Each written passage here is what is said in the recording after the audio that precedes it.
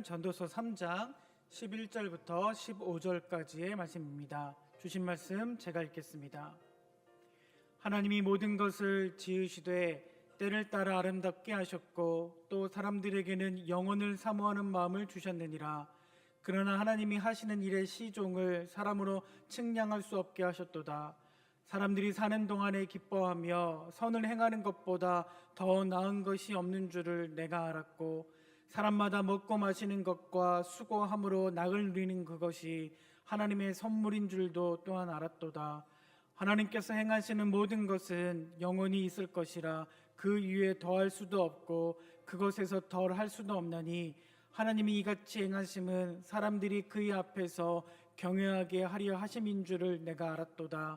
이제 있는 것이 옛적에 있었고 장래에 있을 것도 옛적에 있었나니 하나님은 이미 지난 것을 다시 찾으시느니라.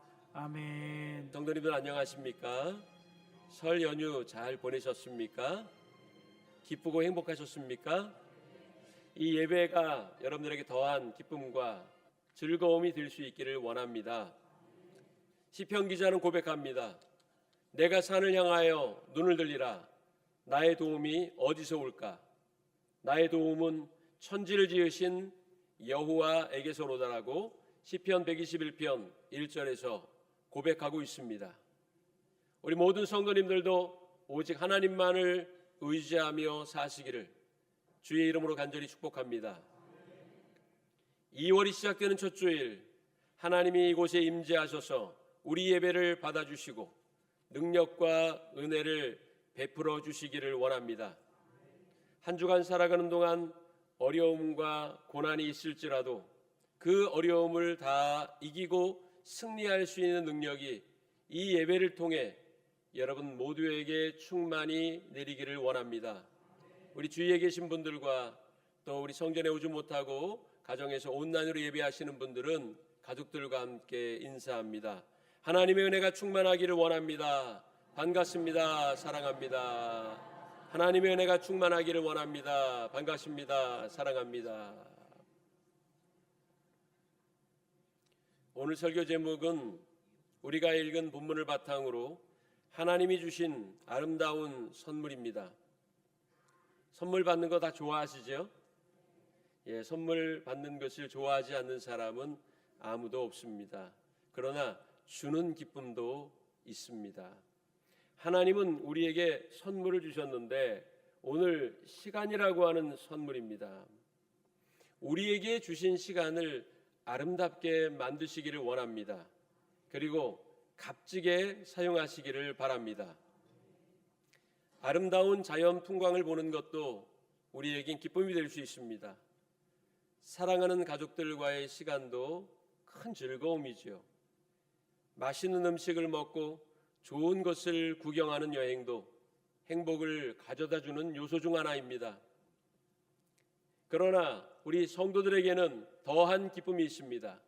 그것은 예배하는 기쁨입니다. 예배를 통해 주의 임재하심을 느끼며 우리에게 주시는 주님의 은총을 경험하는 기쁨이 여러분들에게 있기를 원합니다. 하나님 앞에 나와서 예배한다는 것은 나의 인생의 전부를 하나님께 의탁하고 맡긴다는 믿음의 고백이기에 예배는 성도가 할 수 있는 가장 고귀한 일임을 기억하시기를 원합니다. 오늘 본문인 전도서는 솔로몬 왕이 통치 말년에 지은 책입니다. 솔로몬은 역사상 가장 지혜롭고 가장 영화로웠던 왕입니다. 온갖 부귀영화를 누렸지요. 아름다운 예루살렘 성전을 건립했고 영화롭고 화려한 삶을 살았습니다. 그는 노년에 이르러 자기의 삶을 반추하며 전도서를 기록했습니다. 인간이 아무리 큰 성공을 거두었을지라도 하나님이 없는 삶은 헛될 뿐이라는 것을 전도서를 통해 우리에게 알려주고 있습니다. 전도서 12장 13절 말씀 보면 일의 결국을 다 들었으니 하나님을 경외하고 그의 명령들을 지킬지어다. 이것이 모든 사람의 본분이라. 이 구절이 전도서의 핵심 구절이요 주제 선고라고 볼 수 있습니다. 지혜의 왕이요 인간이 누릴 수 있는 최고의 영화를 누렸던 솔로몬이 전도서에서 뭐라고 말합니까? 전 인생에 걸쳐 모든 좋은 것을 다 누려보았지만 결국 세상에 있는 것들은 헛될 뿐이라고 고백합니다.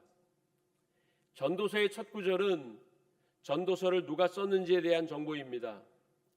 솔로몬이 처음 한 말은 1장 2절부터 나옵니다. 전도자가 이르되 헛되고 헛되며 헛되고 헛되니 모든 것이 헛되도다. 짧은 구절 안에 헛되다라는 말을 5번이나 사용하고 있습니다. 짧은 문장 가운데 헛되다라는 표현을 이렇게 많이 한 이유가 무엇일까요? 뭐가 그리 헛되기에 반복해서 말하고 있는 걸까요? 헛되다는 말로 시작한 문장은 이후에도 계속 염세주의적인 뉘앙스로 이어집니다. 도대체 무슨 말을 하려고 그러는지 이해할 수가 없습니다.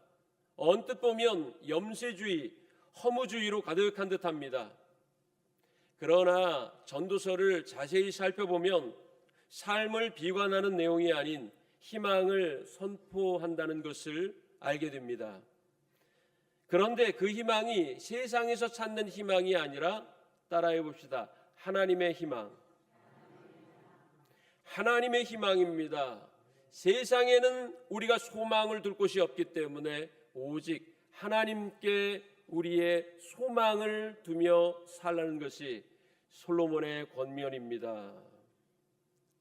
세상에서 내 뜻대로 살아가는 것, 세상의 영화와 부귀를 잡으려고 노력하는 것은 모두 헛되지만 하나님 안에서 하나님 안에 살아가는 것이 인생의 가치라고 우리에게 알려주고 있습니다.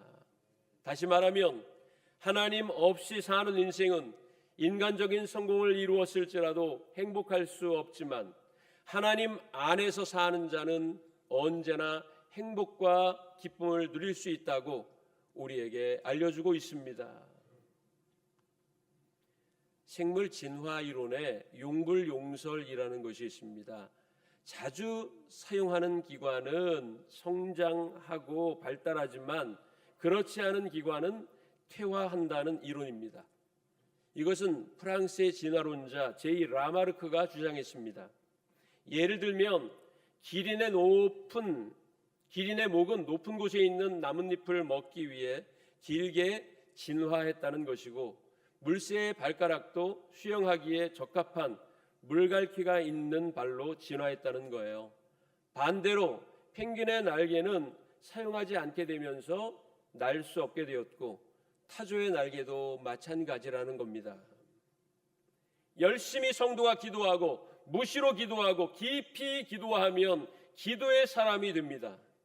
힘써 전도하고 아무에게나 전도하고 날마다 전도하면 전도의 사람이 되는 것입니다. 하나님께 예배하기를 기뻐하는 성도는 예배의 사람이 될 수 있습니다. 반대로 사랑하지 않고 미워하고 비난하는 게 습관이 되면 비정하고 냉혹한 사람이 되는 겁니다. 이것이 신앙에 있어 신앙의 용불용설입니다. 여러분, 비행기를 타고 시차가 있는 곳에 가면 적응하는데 애로를 겪잖아요. 떠날 때 분명 낮이었는데 도착해 보니까 현지도 낮 시간이에요. 한국에서는 잠자리에 들 시간인데 낮이니 잠자리에 들 수가 없어요. 그래서 하루 종일 잠에 취해 몽롱한 상태가 되는 겁니다. 신체 시계가 말을 잘 안 들어요. 누워도 잠이 안 옵니다. 뜬 눈으로 밤을 새워 날이 밝았는데 이제 졸려요. 활동해야 하는 시간인데 자고 싶은 겁니다. 이런 현상이 며칠씩 반복되면서 조금씩 시차가 적응됩니다. 근데 저는 참 감사하게도 이 시차 적응이라는 게 필요 없어요. 현지에 가면 바로 그 현지 시간에 적응이 되더라고요. 이것도 하나님이 제게 주신 은사가 아닌가 하는 생각도 봅니다. 신앙에도 시차 적응이 필요합니다. 내 시간 속에 살다가도 하나님의 시간 안으로 들어가면 바로 적응할 수 있어야 합니다. 그래야 힘들지 않고 그래야 행복할 수 있습니다. 누가복음 18장에 나오는 젊은 부자 관원은 영생에 관한 궁금증으로 예수님을 찾아왔습니다. 그리고 예수님께 이렇게 질문하죠. 누가복음 18장 18절 보면 선한 선생님이여 내가 무엇을 하여야 영생을 얻으리이까? 예수님은 그에게 계명을 지키라고 했고 그 청년은 어려서부터 계명을 잘 지켜왔습니다 라고 의기양양하게 대답합니다. 예수님은 이에 대해서 이렇게 말씀합니다. 누가복음 18장 22절입니다.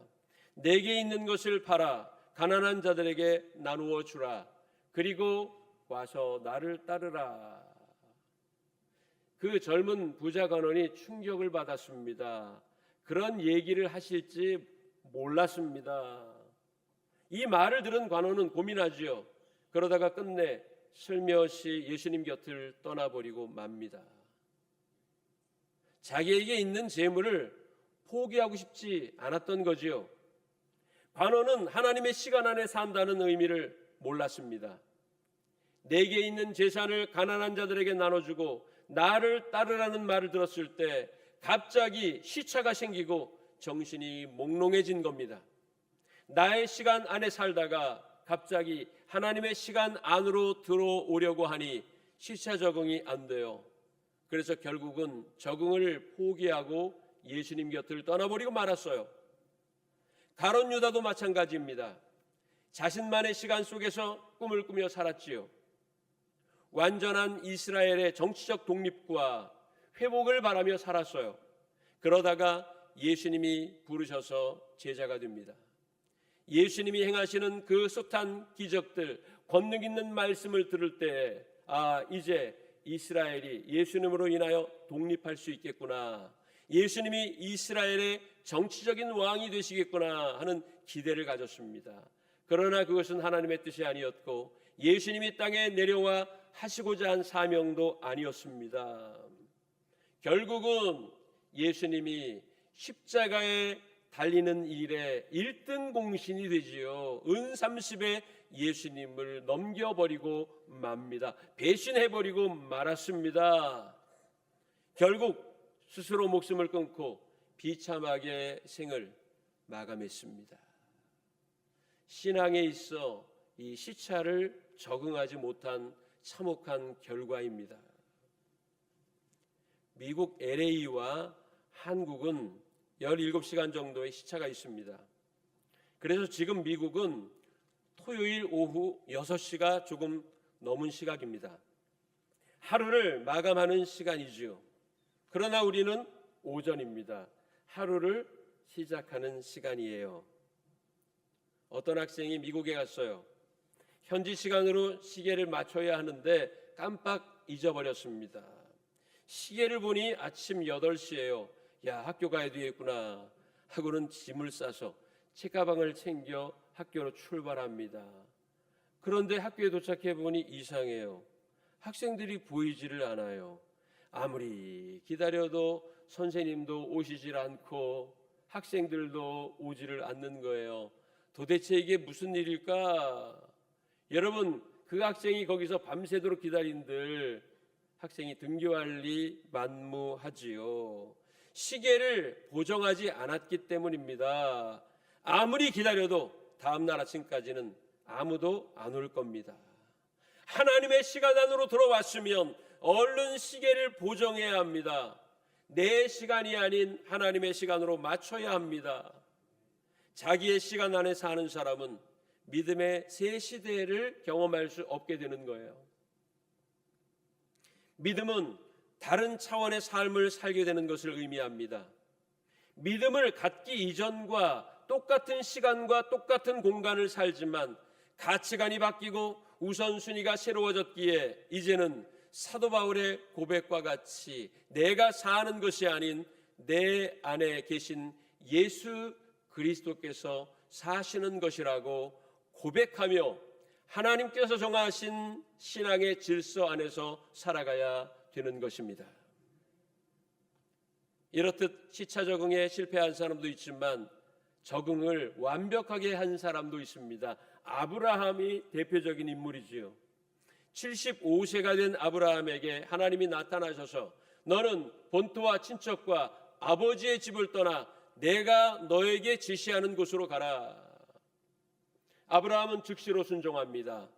하란에 머물다가 가나안까지 와서 믿음의 조상 복의 근원이 됩니다.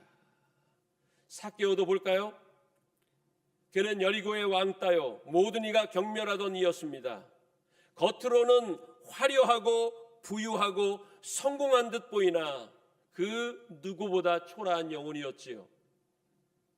그러나 예수님이 여리고에 오셨을 때 그를 만나고 싶은 강한 내적 열망을 느낍니다. 그리고는 예수님을 보기 위해 돌 무화과 나무로 올라가지요. 돌 무화과 나무 위에 앉아있던 삭개오를 예수님이 보시고 나무에서 내려오라고 말씀하십니다. 그 말씀을 들은 삭개오는 즉시로 내려왔습니다.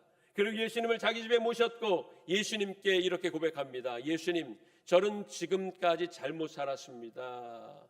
내게 있는 재산 반을 뚝 떼어 가난한 자들에게 나눠주겠사오며 누구의 것을 불의한 방법으로 빼앗은 일이 있으면 4배수를 갚아주겠습니다. 삭개오는 자신의 과거의 실수와 잘못을 예수님께 고백했고 이제부터는 예수님의 말씀대로 예수님이 지시하시는 대로 살겠다고 고백했습니다. 그래서 삭개오는 시차 적응의 고수입니다. 시간은 좀 걸렸지만 끝내 적응한 사람도 있어요. 도마와 같은 제자입니다. 그는 의심이 많았어요.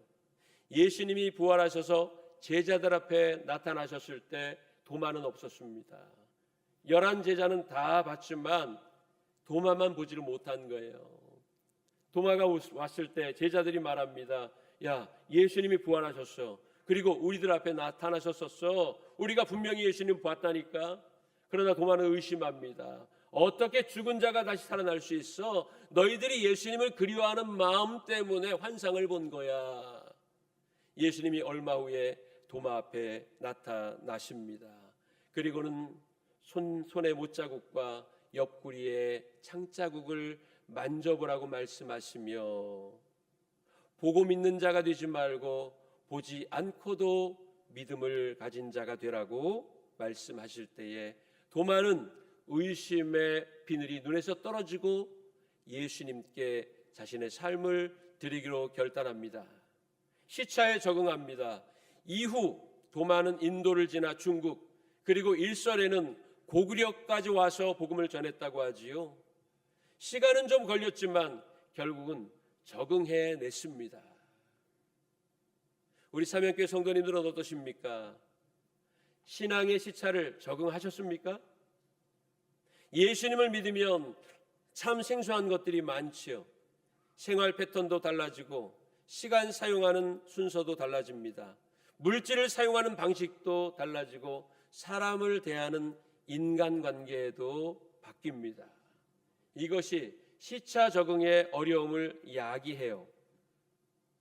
복음을 믿기 이전에는 당연하다고 여겼던 세상 것이 이제는 버려야 할 악습이라고 생각됩니다. 그러나 끊어버리기가 쉽지 않아요. 왜냐? 오랜 동안 그 세상 가치에 매몰되고 경도되어 살아왔기 때문에 이것을 버린다는 것은 쉽지 않습니다. 여기서 신앙의 시차 문제가 발생되는 겁니다. 여기에 적응하지 못하면 깊은 믿음을 갖기도 전에 자포자기하여 옛 생활로 회귀해버리고 마는 겁니다. 겨우 가졌던 믿음에서 추락하면 회복하기는 더 어려워집니다. 제가 전도를 하다 보면은요, 이러한 말을 많이 들어요. 저도 예전에는 교회에 열심히 나갔었습니다. 그러나 교회에 가다가 사람 때문에 상처를 입고 그때부터 교회에 나가지 않게 된 것이 벌써 30년이 됐네요. 뭐 이러한 이야기를 많이 듣습니다. 믿음에서 추락하면 회복하기는 더 어려워지는 것입니다. 어려움이 생기고 힘든 일이 발생되고 나에게 맞지 않는 말들을 들을지라도 여러분들 믿음에서 떠나지 마십시오. 견디면 적응할 수 있습니다. 연어는 바닥에 긁히고 바위에 지느러미가 찢어지는 아픔을 견디며 물살을 거슬러 올라갑니다. 가까스로 목적지에 도달하면 마지막 남은 힘으로 알을 낳고는 장렬하게 숨을 거두지 않습니까? 그래서 신앙이란 물살을 거슬러 올라가는 연어와 같은 것입니다. 바울은 로마서 1장 20절에 이렇게 말합니다. 창세로부터 그의 보이지 아니하는 것들, 그의 영원하신 능력과 신성이 만물에 보여 알려졌다. 그러므로 핑계하지 못할 것이다. 하나님은 당신의 영원하신 능력과 신성을 피조물들에 보여주셨습니다. 여러분, 사람에게 양심이 있다는 것이 하나님이 계시다는 반증이라는 것입니다. 그래서 인간의 양심이 하나님의 존재를 증명해 준다고 말합니다. 믿지 않는 사람들은 말합니다. 보이지도 않는 하나님을 어떻게 인정할 수 있냐고, 어떻게 믿을 수가 있냐고 말입니다. 그러나 세상이 존재하고 사람이 살아간다는 것만으로도 하나님의 존재는 증명됩니다. 존재하는 것에는 모두 원인이 있지요. 무언가 존재한다는 건 그 존재를 가능하게 하기 위한 근거가 있다는 뜻이니까요. 전통적인 논리학 개념인 인과율은 실제 세계에서의 존재나 사건에는 반드시 그것을 발생시키는 근거가 있다는 겁니다. 그래서 인과율은 존재의 필연적 법칙입니다. 스콜라 철학의 대부인 토마스 아퀴나스는 5가지 논리로 신존재 증명을 하고 있습니다. 그 중에 두 번째가 인과율에 의한 신존재 증명입니다. 존재하는 것은 그 어떤 것도 스스로 원인이 될 수 없고 그것을 규정하는 원인이 필연적으로 존재해야 하는데 그것이 바로 하나님, 신이라는 겁니다. 간단히 말해서 내가 여기에 지금 현재 존재한다는 것만으로도 하나님의 존재는 증명되고도 남음이 있다는 겁니다. 공간과 시간의 창조주는 하나님이십니다. 믿습니까? 만물을 창조하신 하나님은 당신이 만드신 시간 안에 모든 피조물들이 질서정연하게 존재하도록 섭리하십니다. 태어나서 자라고 살고 죽는 이 모든 과정을 하나님이 주도하십니다. 이것을 믿으십니까? 솔로몬은 전도서 3장 1절에서 이렇게 고백합니다. 범사에 기한이 있고 천하만사가 다 때가 있다. 이후 8절까지는 다양한 시간과 때에 관해 서술합니다. 낳을 때가 있고 죽을 때가 있으며 울 때가 있고 웃을 때가 있고 찾을 때가 있고 잃을 때가 있다. 전쟁할 때가 있고 평화할 때가 있다. 이렇게 고백합니다. 우리의 삶과 역사의 주관자가 하나님이시라는 고백입니다. 그것은 인간이 무언가를 자의적으로 할 수 있다고 생각하는 것 자체가 어리석다는 것이지요. 우리는 오직 하나님의 이끄심과 하나님의 인도하심 따라 살아가는 존재라는 겁니다. 우리의 존재의 근원은 하나님이시라는 것이지요. 여러분, 스마트폰 앱 중에서 버스나 지하철 등과 같은 대중교통이 도착하는 시간을 알려주는 앱이 있습니다. 내가 타고자 하는 버스가 지금 어디쯤 오고 있는지, 몇 시에 정류장에 도착하는지를 알려주는 서비스예요. 얼마나 편리한 서비스인지 모릅니다. 예전에는요, 버스가 언제 도착할지 모르니까 아침 일찍 정류장에 나가서 벌벌 떨었어요. 1시간이고 2시간이고 오지 않는 버스를 기다렸습니다. 그러나 이제는 그럴 필요가 없어요. 그 앱을 딱 보면서 내가 타고자 하는 버스가 지금 몇 정거장 전에 왔으니 내가 시간 계산해서 집에서 몇 시에 나가면 되겠다. 이거를 딱 계산해서 나가면 정확하게 버스가 도착을 합니다. 이 서비스가 유용한 것은 버스나 지하철 배차가 미리 정해져 있고 그것을 바탕으로 서비스를 해주기 때문입니다. 승객은 정해진 배차 시간에 맞춰 승강장이나 정류장에 도착하기만 하면 됩니다. 승객이 정한 시간에, 내가 정한 시간, 원하는 시간에 도착하는 게 아니라 정해진 시간이 있고 내가 그 시간에 맞추는 겁니다. 버스나 지하철도 이런데 하나님께서 이 세상을 주관하시고 운행하실 때 아무 계획 없이 무질서하게 인도하시겠습니까? 절대로 그렇지 않습니다. 내가 나의 삶을 볼 때는 지금 무질서한 것 같고 하나도 이루어지는 것 없이 생각되어도 하나님은 다 당신의 계획대로 움직이고 계심을 기억하시기를 원합니다. 전도서 3장 11절에 솔로몬은 고백합니다. 하나님이 모든 것을 지으시되 때를 따라 아름답게 하셨고 또 사람들에게는 영원을 사모하는 마음을 주셨느니라. 그러나 하나님이 하시는 일의 시종을 사람으로 측량할 수 없게 하셨다. 만물에는 하나님이 정하신 때가 있다는 겁니다. 그리고 하나님은 그 시간들을 아름답게 하십니다. 저는 사물들이 질서정연하게 정리된 걸 좋아합니다. 이렇게 걸려져 있는 액자가 조금만 삐뚤어져도요, 그거를 볼 수가 없어요. 그래서 제가 사다리를 놓고 올라가서라도 그 액자를 바로 해놔야 직성이 풀립니다.